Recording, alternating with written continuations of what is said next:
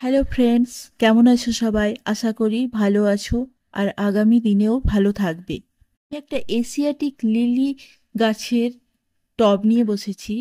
দীর্ঘ 3 বছর ফুল দেওয়ার পর কখনো এটা রিপোর্ট করা হয়নি, তাই সেই ইচ্ছে নিয়ে আজকে বসলাম। এবারে আমি যত্ন সহকারে বাল্বগুলো বের করে আনবো। তার আগে আমাকে গাছগুলো ছিঁড়ে নিতে হবে।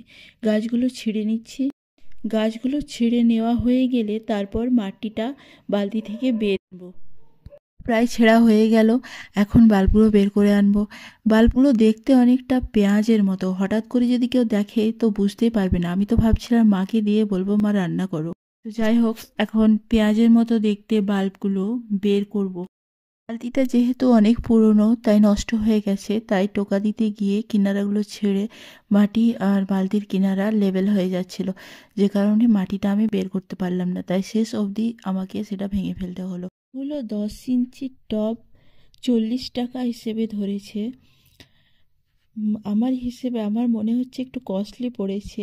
তোমাদের ওখানে কেমন দাম কমেন্টে বলবে। এগুলো আমি তাতালের সাহায্যে ড্রেনেজ হোল বানিয়ে নিলাম। এখন এবার কমপ্লিটলি রেডি গাছ বসানোর জন্য। গাছ বসানোর আগে সবথেকে গুরুত্বপূর্ণ কাজ সেটা হচ্ছে ড্রেনেজ সিস্টেম। ড্রেনেজ সিস্টেম করতে প্রথমে দিয়ে দেব নুড়ি, তারপর দেব বালি। নুড়ি বালি দিয়ে প্রথমে ছিদ্রগুলো বন্ধ করে দেব, তারপর দিয়ে দেব মাটি। কাল হলেও বালতি থেকে বাল্বগুলো বের করতে গিয়ে বুঝিয়ে দিল গরমকালের স্বাদ। প্রায় 1.5-2 কিলো বাল্ব ছিল, তার মধ্যে আমি দুটো পটে 4 থেকে 5টা করে বসালাম আর বাকি বাল্বগুলো রেখে দিলাম। যদি কেউ আমার কাছাকাছি থাকো আর যদি নিতে চাও তো অবশ্যই এসে নিয়ে যেতে পারো। বাল্বগুলোর সাইজ অনুযায়ী আমি পটগুলোতে মাটি ভর্তি করে দিলাম। মাটি ভর্তি করে দেওয়ার পর পটে বাল্বগুলো বসিয়ে তার উপর মাটি দিয়ে বাল্বগুলো ঢেকে দিতে হবে।